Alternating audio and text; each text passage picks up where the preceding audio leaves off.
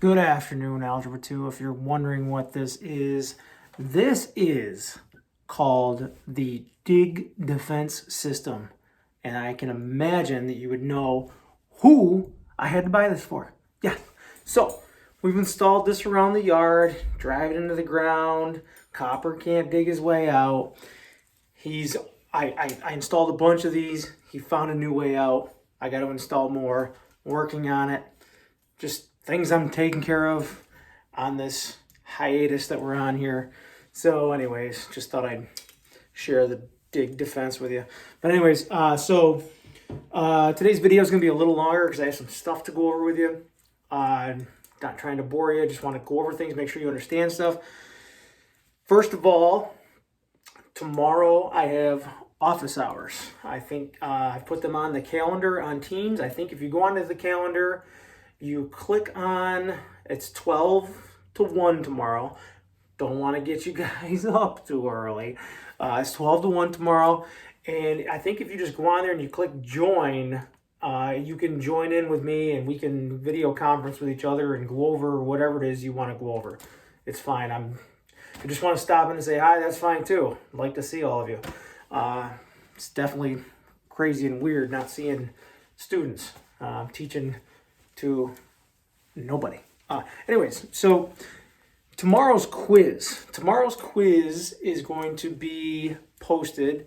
It's not going to be due till Monday because the stuff I'm going to teach tomorrow in my lesson is going to be on that quiz. So make sure you get on, do my lesson tomorrow, check your homework, all that fun stuff, and then make sure that you get the quiz done and turn that in by Monday. I'll have that due date on there for you.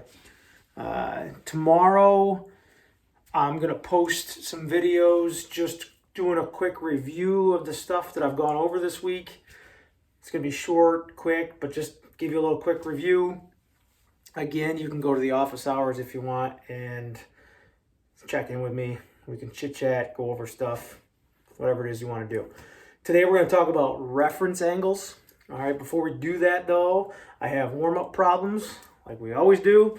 They're right here. So again, you're going to pause the video in a second, try these warm-up problems. I'll go over them in a second. Before I do that, though, I want to talk about one of them real quick. This is something that hasn't come up yet. If you look at number 3 here, we have triangle ABC. I gave you 2 of the sides. I did not give you the hypotenuse, but yet I asked you for the sine of A.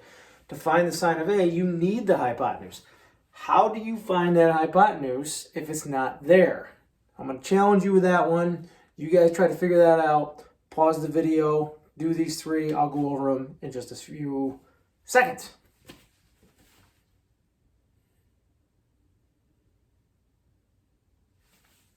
All right. So I got Bigsy here. We're ready to go over this stuff. Bigsy. All right, so the first question is asking you to name a positive angle that is coterminal with 600. Remember, coterminal means angles that terminate in the same place. They end together. So if I wanted to find another angle that's coterminal with 600, the easiest thing to do is just simply subtract 360 from 600 and find out that 240 degrees would be another angle that's coterminal with 600. Sure, I could add 360 to 600, call it 960, and yeah, 960 is coterminal with 600.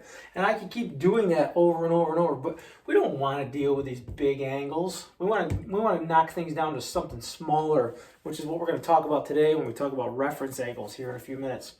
All right, so what quadrant is negative 700 in? If you sketched it, great. You didn't have to, but if you want to sketch negative 700, you're going to go in the negative direction. One complete trip around is going to be negative 360. If I did 2 complete trips around, that would put me at negative 720. I don't want to go to negative 720. I want to go to just negative 700. That's going to stop me about exactly 20 degrees short of right here. That's going to put me in quadrant 1. So that's where negative 700 is going to lie. This last one, number 3, that I challenge you with here. So if you have a right triangle, you know 2 sides, and you're looking for the third, we should all know Pythagorean theorem is going to get you that third side. So how does Pythagorean theorem work? I'm going to erase some of this up here to show you and remind you of Pythagorean theorem by our friend Pythagoras. A squared plus b squared equals c squared. So remember that c in the Pythagorean theorem is always your hypotenuse, which is our missing side in this problem. Your a and your b can be interchangeable. 4, 1, 1, 4, doesn't matter what you put here, but the c has to be the hypotenuse. That's the important thing. So 4 squared plus 1 squared equals c squared. 4 squared is 16, 1 squared is 1, 16 plus 1 is 17. If I square root both sides, I can't square root 17. It doesn't come out nice. I'm going to leave that as just the square root of 17. So that's going to be my hypotenuse right here. So I asked for the sine of A. Sine is opposite over hypotenuse, 1 over radical 17. Kind of a weird answer, but that's happened sometimes in trigonometry. And hopefully that's all good for you. All right, so let's just quickly go through reference angles. Reference angles, not too bad. I want to just quickly mention that a lot of this trigonometry that we learn comes from the Babylonian society. You guys probably studied the Babylonians in some of your history classes. The Babylonians did a lot of work with trigonometry, and you'll see some evidence of that when you're looking into things. The Babylonians used what we call a base 60 number system. Everything was multiples of 60 for them. And you can see that even today when you look at the clock. You got 60 seconds in a minute, 60 minutes in an hour. One complete trip around a circle is 360 degrees, which is a multiple of 60. So you can still see evidence of their work in a lot of the things that we do. So one of the things the Babylonians were able to figure out is that we can use these things called reference angles, and it makes our life a lot easier when we're dealing with things. So let's just first define what a reference angle is. The definition of a reference angle is a positive acute angle formed with the x-axis. Positive acute angle formed with the x-axis. So let's just put in some emphasis on some things here. It has to be an acute angle. You should remember from previous knowledge that acute means less than 90. So we're talking about angles between 0 and 90, small angles. It's got to be a positive angle. The answer is always going to be positive when you're dealing with reference angles. And it has to be formed with the x-axis. So we're always going to be looking at the x-axis when we find these reference angles. All right, so let me show you some examples of some quick reference angles.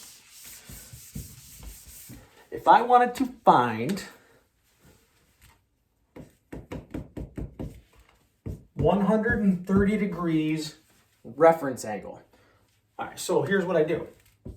And you don't have to sketch these every time. If you can do it in your head, it's fine, but I'm just going to sketch so you can see a visual of what's going on. 130 degrees sits about right here. Okay, so what is 130 degrees reference angle?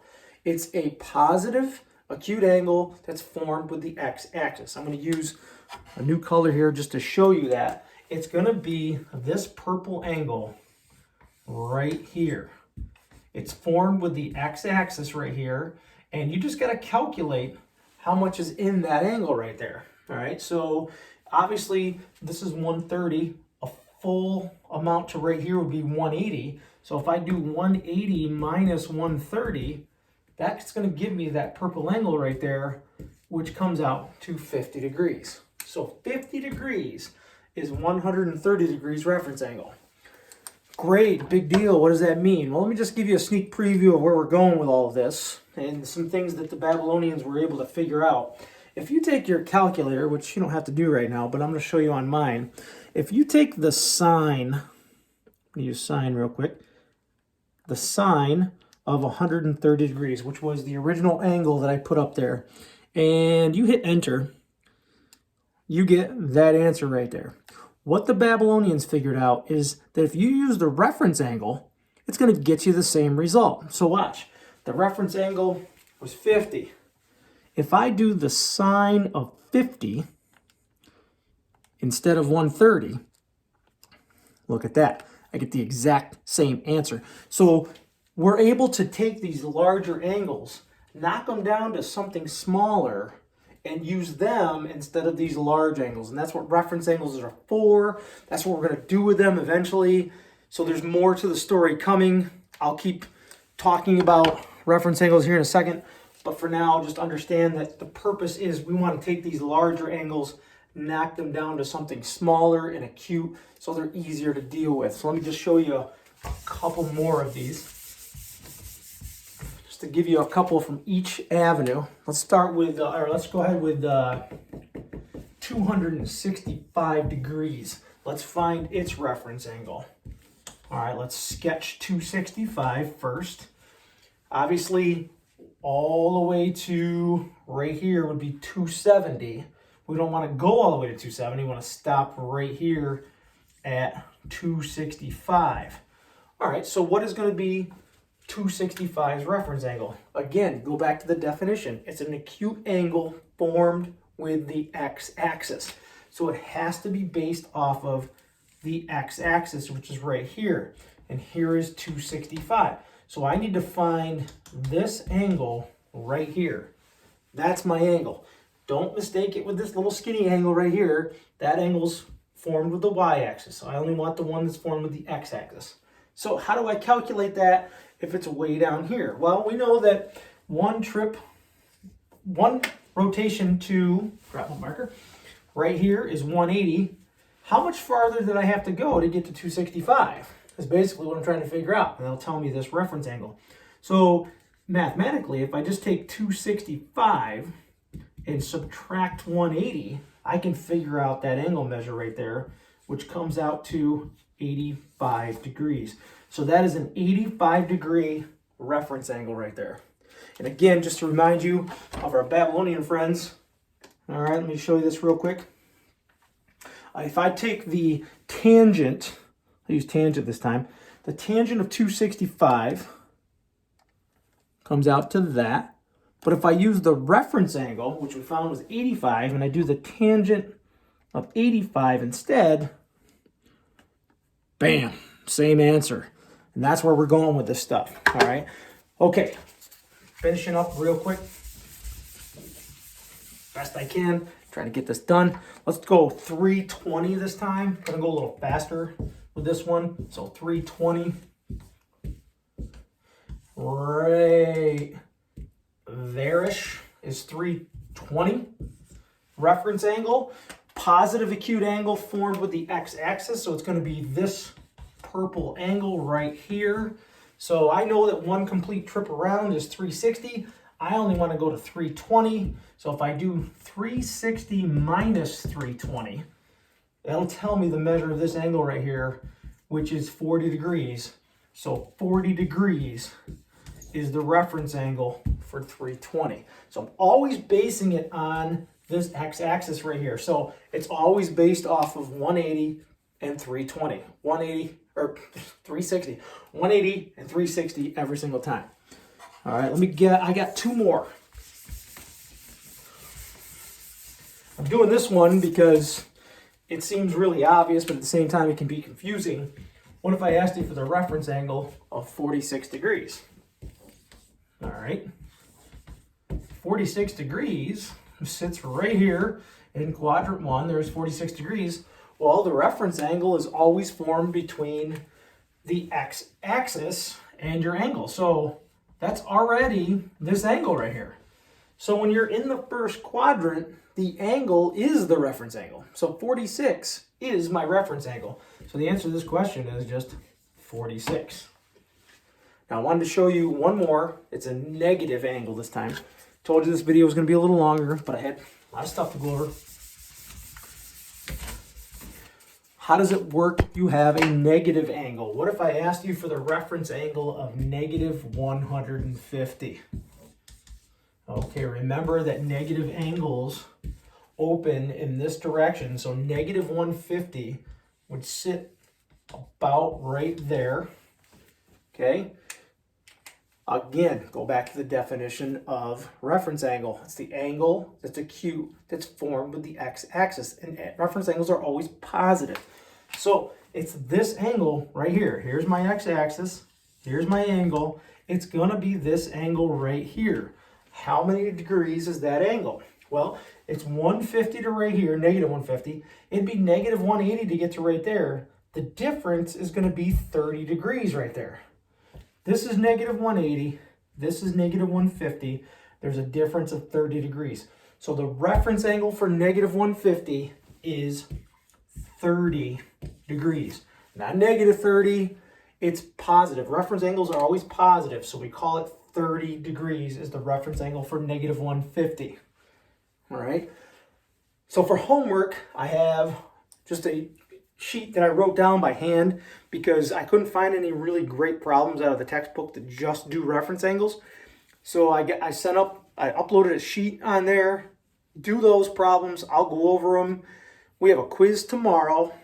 There's going to be a review lesson tomorrow. The quiz is not due till Monday, so you have time to watch the review, to go to my office hours, check in with me if you want, ask questions, whatever you need, and I'm good and you're good, and hopefully all is good. And don't forget, we have Dig Defense.